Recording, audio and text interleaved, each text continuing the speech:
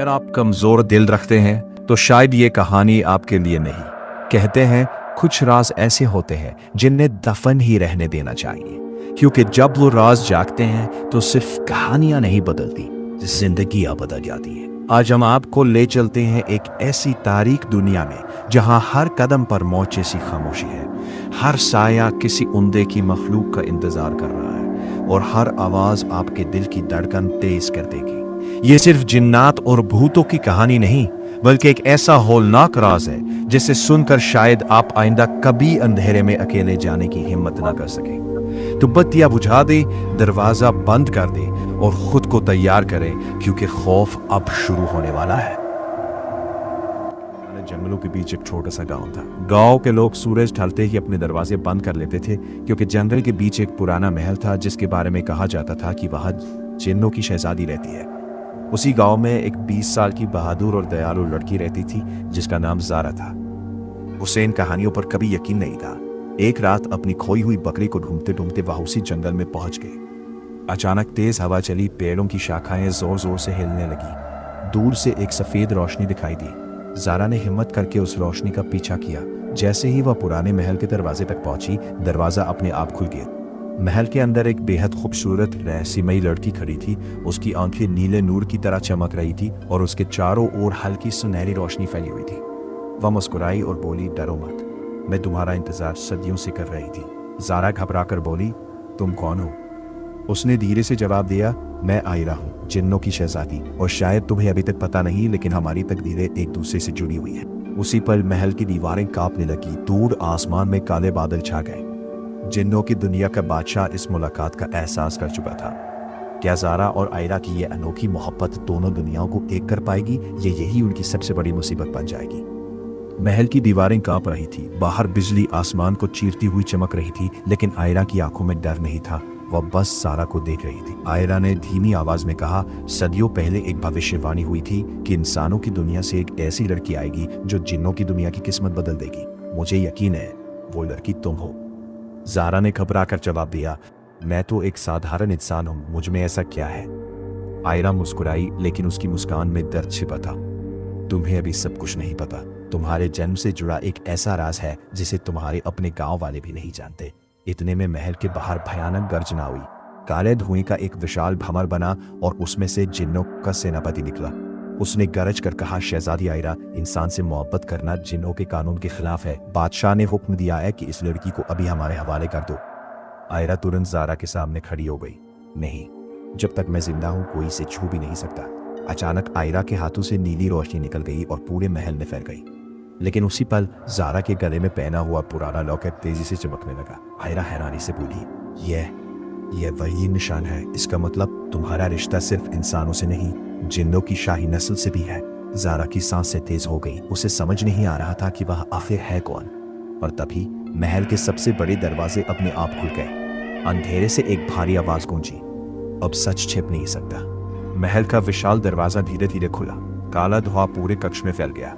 धुएं के बीच से एक लंबे कद का वृद्ध जिन बाहर आया। उसकी सफेद दाढ़ी जमीन तक पहुंच रही थी और हाथ में चौंकता हुआ प्राचीन दंड था। वह गहरी आवाज में बोला, ज़ारा, तुम्हें आज वह सच जानना ही होगा जिसे 20 साल से दुनिया से छिपाया गया है। ज़ारा ने कांपती आवाज में पूछा, कौन सा सच? वृद्ध जिन ने अपनी हथेली आसमान की तरफ उठाई। अचानक महल की दीवारों पर बीते समय के दृश्य उभर आए। उस दृश्य में एक इंसानी रानी दिखी जो अपनी बाहों में एक नवजात बच्ची को लिए जंगल की ओर भाग रही थी। उसके पीछे अंधेरे जिन्नों की सेना थी। वृद्ध जिन बोला, वह बच्ची तुम थी। तुम्हारी माँ इंसान थी, लेकिन तुम्हारे पिता जिन्नों के शाही खानदान से थे। तुम्हें बचाने के लिए तुम्हारी माँ ने अपनी जान की बाजी लगा दी और तुम्हें इंसानों के गांव में छोड़ दिया। ज़ारा की आंखों से आंसू बहने लगे। वो बोली, तो मैं कौन हूँ? आयरा ने आगे बढ़कर उसका हाथ थाम लिया। तुम दो दुनियाओं के बीच की आखिरी कड़ी हो। अगर तुम चाहो तो इंसानों और जिन्नों के बीच सदियों पुरानी दुश्मनी खत्म हो सकती है। लेकिन तभी महल जोर से हिल उठा। आसमान लाल हो गया। दूर से एक डरावनी हंसी गूंजी, बहुत देर हो चुकी है। जिन्नों का बादशाह अपनी विशाल सेना के साथ महल के बाहर पहुंच चुका था। उसने गरज कर कहा, आयरा, अगर तुमने उस इंसानी लड़की का साथ नहीं छोड़ा तो आज ये महल भी राख होगा और तुम्हारी मोहब्बत भी। आयरा ने ज़ारा का हाथ और मजबूती से पकड़ लिया। मैं तुम्हें अकेला नहीं छोड़ूंगी, चाहे इसके लिए पूरी जिन दुनिया से लड़ना पड़े। महल के बाहर युद्ध की पहली गर्जना गूंजी थी। महल के बाहर हजारों जिन सैनिक खड़े थे। उनके हाथों में आग से बनी तलवारें थी और आसमान काले बादलों से ढका हुआ था। हर तरफ खामोशी थी, मानो पूरी दुनिया किसी बड़े तूफान का इंतजार कर रही हो। जिन बादशाह आगे बढ़ा, उसकी लाल चमकती आंखें ज़ारा पर टिकी थी। वो गरज कर बोला, यही वह लड़की है जिसकी वजह से हमारी दुनिया बदल सकती है। इसे मेरे हवाले कर दो। आयरा बिना डरे उसके सामने खड़ी हो गई। अगर ज़ारा तक पहुंचना है तो पहले मुझसे गुजरना होगा। इतना सुनते ही बादशाह ने अपना हाथ उठाया। काले आसमान से आग की बिजली महल पर गिरी। पूरा महल कांप उठा। आयरा ने अपनी जादुई शक्ति से नीले नूर की ढाल बना दी। दोनों शक्तियां आपस में टकराई और इतनी तेज रोशनी फैली कि कुछ पल के लिए सबकी आंखें बंद हो गई। उसी समय ज़ारा के गले का लॉकेट हवा में उठ गया। उसमें से सुनहरी किरणें निकली और एक प्राचीन तलवार महल के बीचों बीच प्रकट हुई। वृद्ध जिन ने हैरानी से कहा, यह तो नूरे अमन है, सदियों पुरानी वह तलवार जो केवल 2 दुनियाओं की सच्ची वारिसी उठा सकती है। ज़ारा कांपते हुए आगे बढ़ी। जैसे ही उसने तलवार को छुआ, उसके चारों ओर सफेद और सुनहरी रोशनी फैल गई। उसी पल उसे अपने बचपन की धुंधली यादें दिखने लगी। उसकी माँ की आवाज़, जंगल की फटती परछाइयाँ और एक वादा जिसे वो खुद भी भूल चुकी थी। लेकिन इससे पहले कि वह कुछ समझ पाती, अंधेरे से एक नकाबपोश जिन बिजली की रफ्तार से आया और तलवार छीन कर गायब हो गया। उसकी गूंजती आवाज़ महल में फैल गई, अगर तलवार चाहिए तो आधी रात से पहले आईने की घाटी में आना होगा।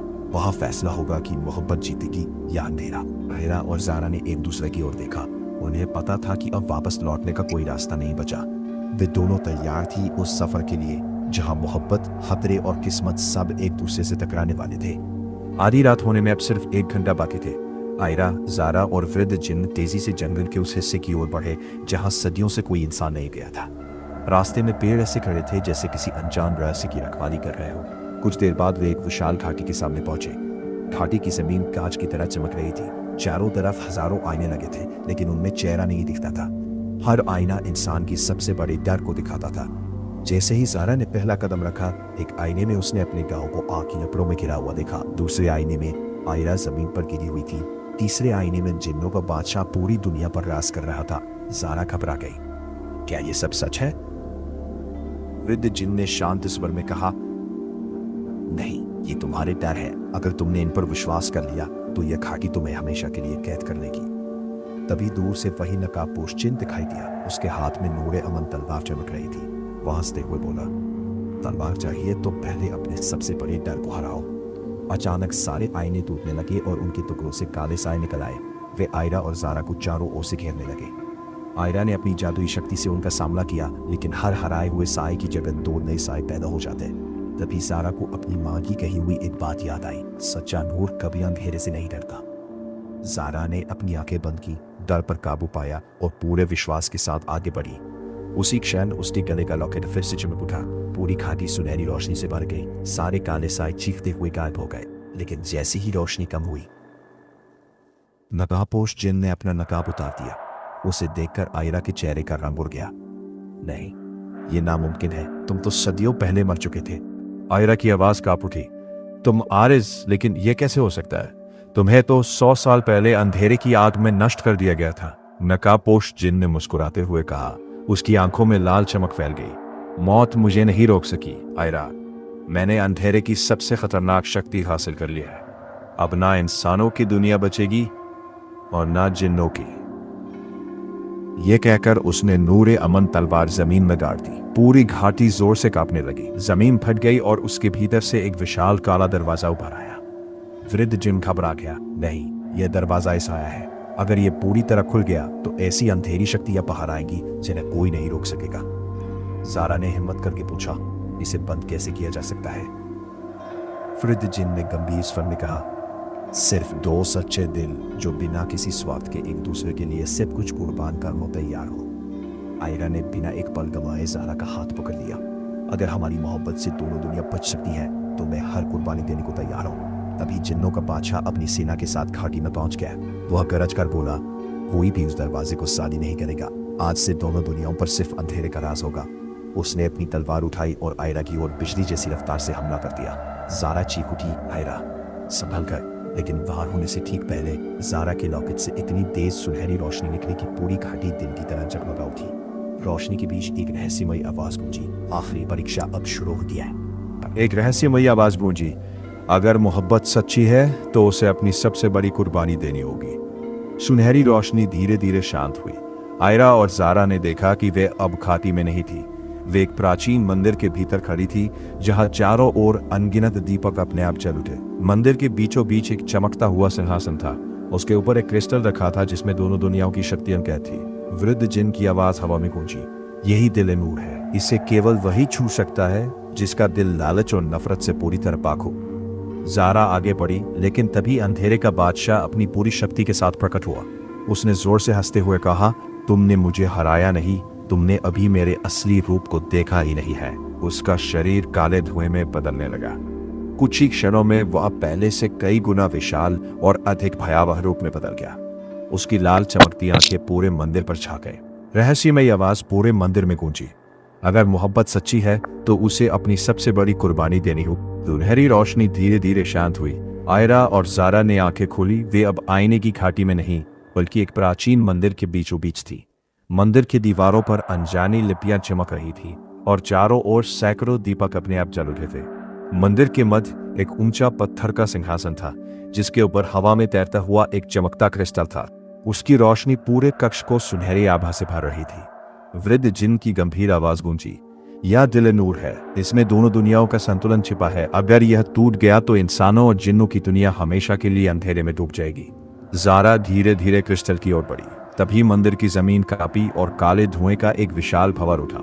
उस भंवर से अंधेरे का बादशाह बाहर आया। उसकी लाल आंखें आग की तरह जल रही थी। वो जोर से हंसा और बोला, तुम मुझे रोक नहीं सकते। आज दोनों दुनियाओं पर सिर्फ मेरा राज होगा। उसने अपनी काली तलवार उठाई और पूरी ताकत से दिल नूर पर वार कर दिया। लेकिन उसी पल आयरा बिजली की गति से आगे आई और क्रिस्टल के सामने खड़ी हो गई। वार सीधे आयरा पर लगा। वह जमीन पर गिर गई। जारा की चीख पूरे मंदिर में गूंज उठी। आयरा। उसके आंसुओं की बूंदें आयरा के हाथ पर गिरी। वे आंसू सुनहरी रोशनी में बदल गए और पूरा मंदिर तेज प्रकाश से चमक उठा। रहस्यमयी आवाज फिर गूंजी, सच्ची मोहब्बत की ताकत किसी भी अंधेरे से बड़ी होती है। अब अंतिम युद्ध शुरू होगा। मंदिर की सुनहरी रोशनी धीरे धीरे कम होने लगी, लेकिन जारा के हाथ में अब दिल नूर की शक्ति उतर चुकी थी। आयरा जो जमीन पर गिरी थी धीरे धीरे उठी। उसके घाव भरने लगे और उसके चारों ओर सफेद पंखों जैसी चमक फैल गई। अंधेरे का बादशाह क्रोध से गरजा, यह कैसे हो सकता है? मेरी शक्ति के सामने कोई जीवित नहीं बचता। आयरा ने दृढ़ स्वर में कहा, अंधेरा हमेशा ताकत से नहीं, सच्चाई और मोहब्बत से हारता है। इतना सुनते ही बादशाह ने अपनी पूरी शक्ति छोड़ दी। काला धुआं तूफान बनकर पूरे मंदिर में फैल गया। विशाल पत्थर टूटने लगे और मंदिर हिलने लगा। वृद्ध जिन ने चिल्लाया, जल्दी करो, अगर दिल नूर की शक्ति अभी नहीं जगी तो दोनों दुनियाएं हमेशा के लिए नष्ट हो जाएंगी। जारा ने आंखें बंद की।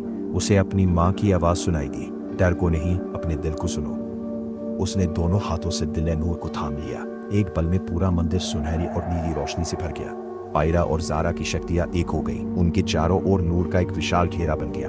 अंधेरे का बादशाह पहली बार पीछे हटा, लेकिन वह मुस्कुराया और बोला, अगर मुझे हराना है तो तुम दोनों में से एक को हमेशा के लिए अपनी शक्ति छोड़नी होगी। बिना उस कुर्बानी के यह युद्ध कभी खत्म नहीं होगा। जारा और आयरा ने एक दूसरे की तरफ देखा। उन्हें समझ आ गया कि अब फैसला सिर्फ जीत या हार का नहीं, बल्कि उनकी मोहब्बत की सबसे बड़ी परीक्षा का था। पारी जाएगा। एक सेकंड दे रहा हूं। भाग 9, सबसे बड़ी कुर्बानी। मंदिर के भीतर गहरी खामोशी छा गई। चारों ओर फैली सुनहरी रोशनी और काले धुएं की टक्कर से पूरा आकाश कांप रहा था। जारा ने आयरा की ओर देखा। उसकी आंखों में आंसू थे, लेकिन चेहरे पर डर नहीं था। वह धीमे स्वर में बोली, अगर मेरी कुर्बानी से दोनों दुनियाएं बच सकती है तो मैं तैयार हूं। आयरा ने तुरंत उसका हाथ पकड़ लिया।